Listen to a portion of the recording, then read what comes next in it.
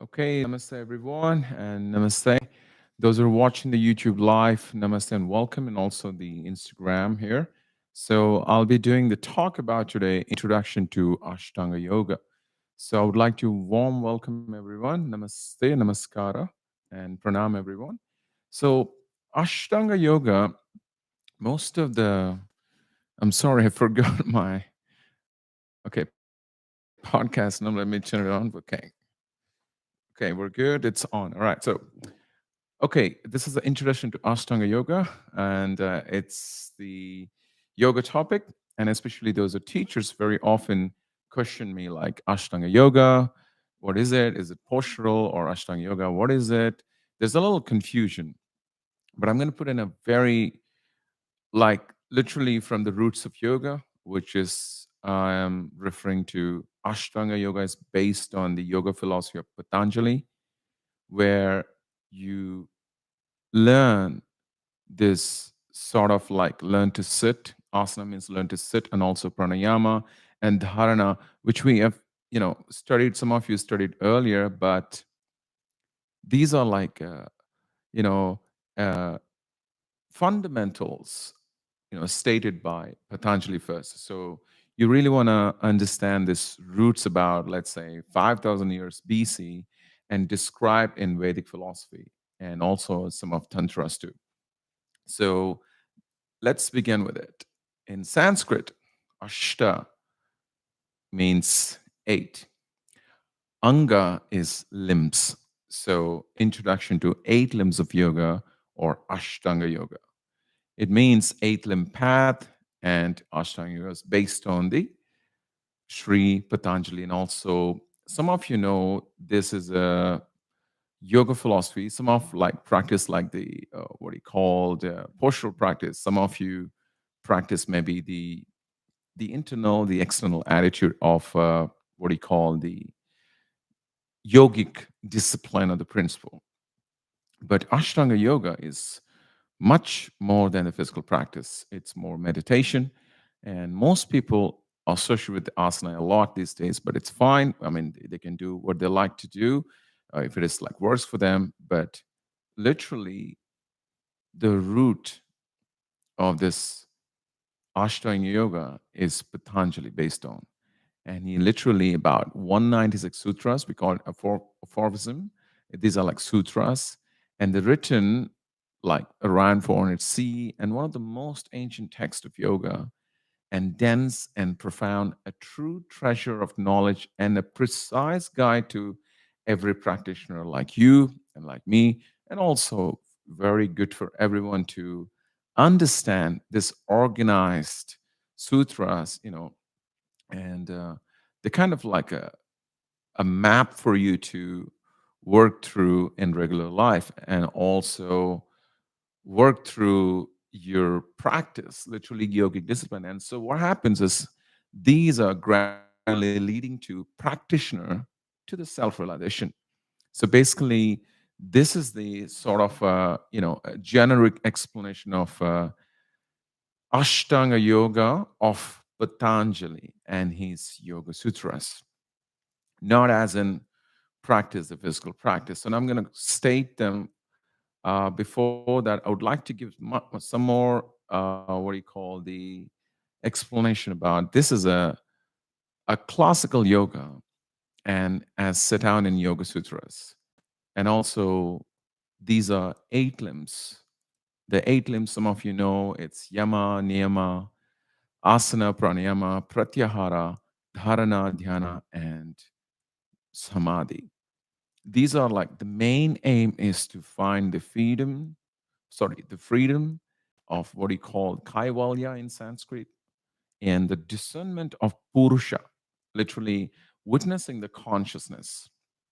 Like, our mind is often goes everywhere here and there, right? So this like, sort of like understanding the mind substance. And then simply, if I refer to again the quote, yogas chitta vritti nirodha.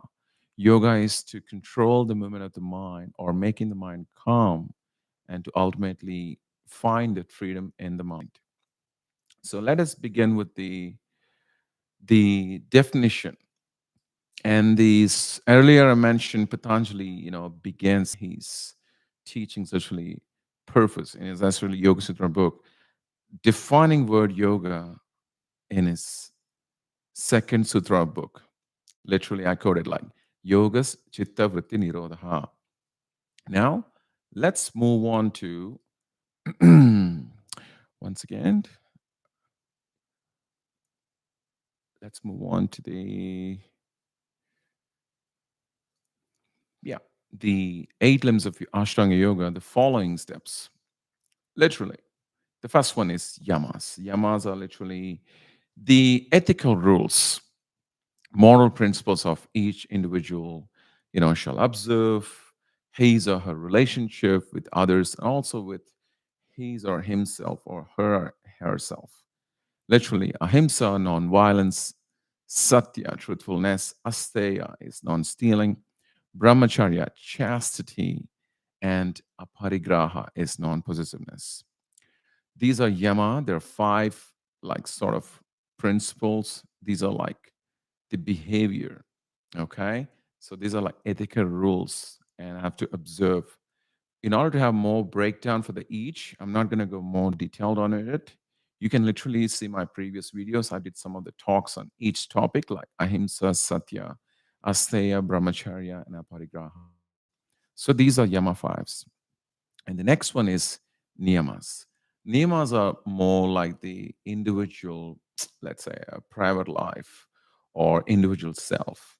Comes to saucha, the first one is called purity, cleanliness, and santosha is literally like contentment. It's sort of like you can say happiness is a contentment. You're content, like very balanced state. And tapas is comes to austerity, self-discipline, and perseverance. That's more to the tapas. And swadhyaya, it's more the self-study, like reading scriptures, etc., etc. And Ishvara Pranidhana is contemplation to the true self or the higher consciousness. Literally, is most come to surrender to the higher consciousness. So these are niyamas. Once again, if you wanted more breakdown, you take a look at my YouTube video. I did a proper breakdown for it on the niyamas topic review and also each of them. So yes, please look up to my YouTube talks so that you can understand the what are the each topic and how you can really apply to them in your yogic practice. And the third one is asana. So the the word asana is always a big debate from around the world, from all the yoga teachers, and also from the study that people do and often get confused. Like literally the word asana, if I were to Sanskrit translate, is to sit, is to just sit, simply sit or seated. Asana is to sit. But asanas have become physical postures nowadays, like vigorous moves. What do you call vinyasa? Yes, you can. That's the one sort of a practice. But I'm referring to the Patanjali Yoga Sutras.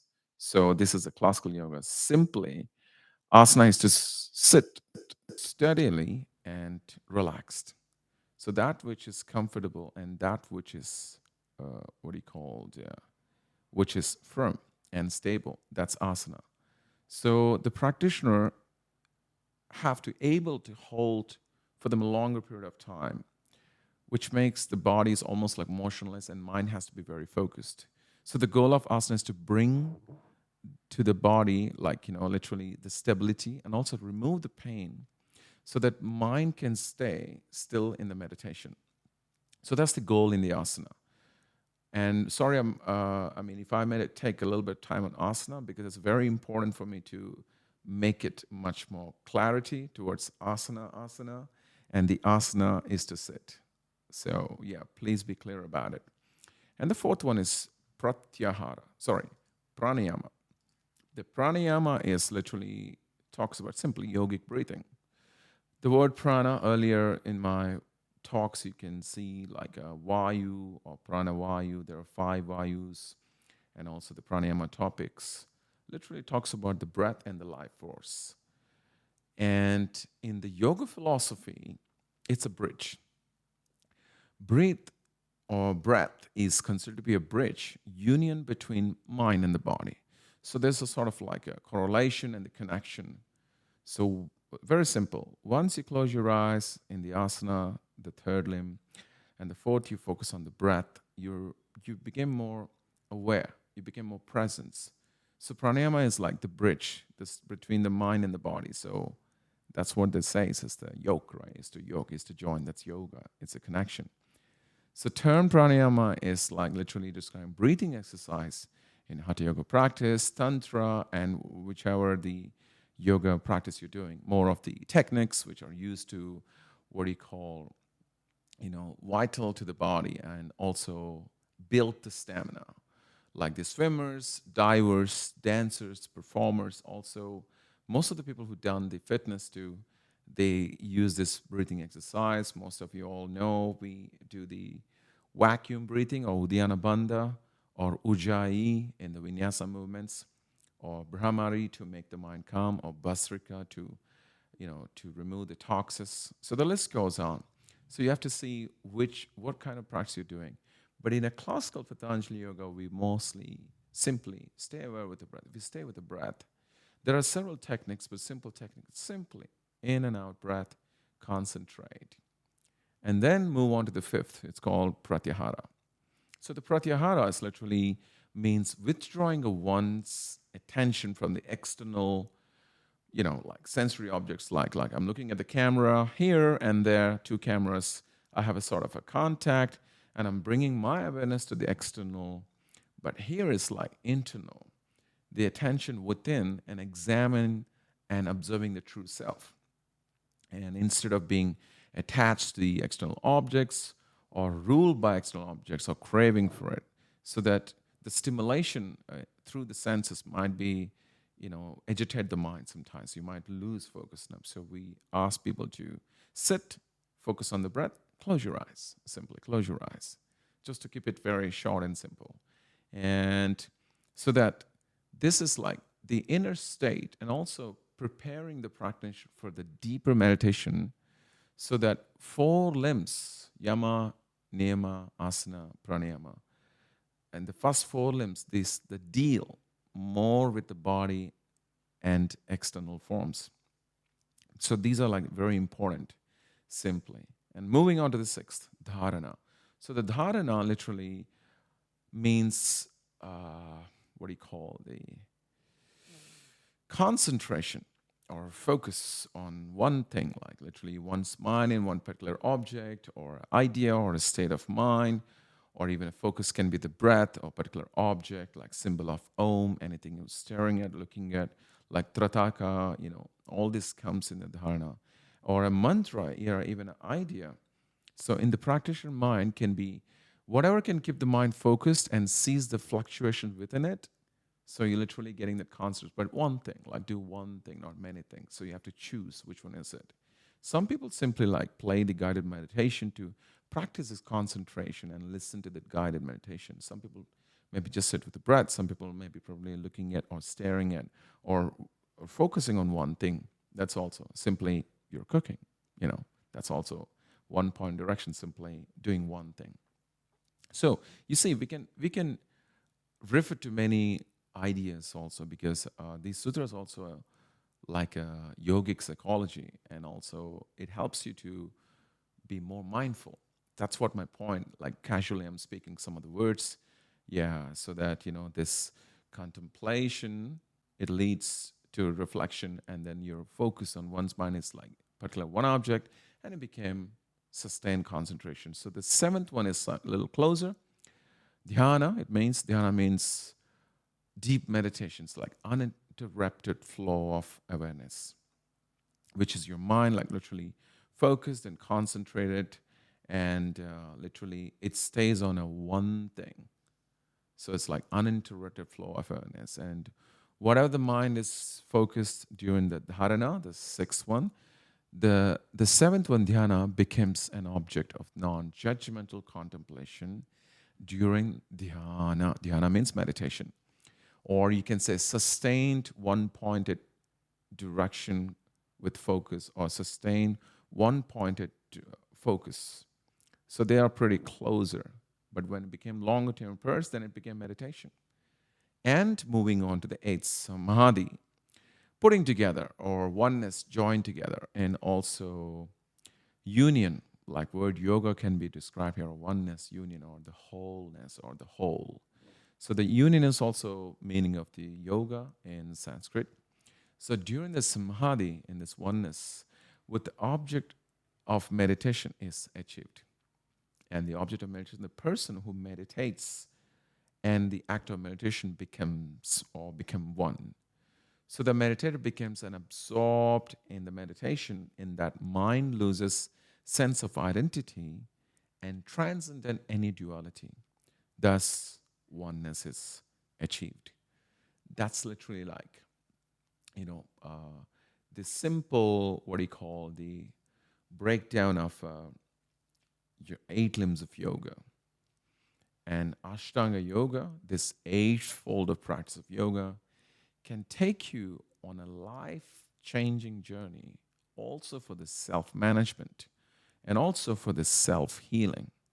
So it can be practiced not just within the yoga mat or yogic discipline or some sort of isolated practice, and also self management and self healing. So this applies to most of us.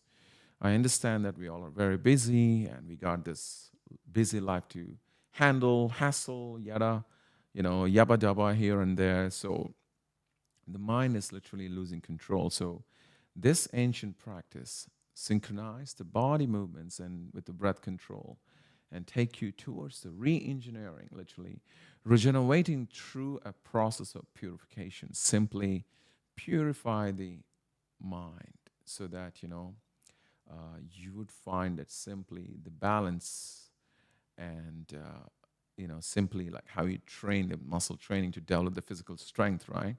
So practicing the classical yoga, simply the Patanjali Yoga Sutras or the Ashtanga yoga of the Patanjali yoga, I mean based on the Patanjali yoga, it can change your life.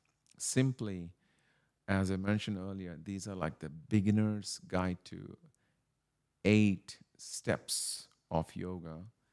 Instead of how do you do that? You're going rigorous moves and doing a lot of things now.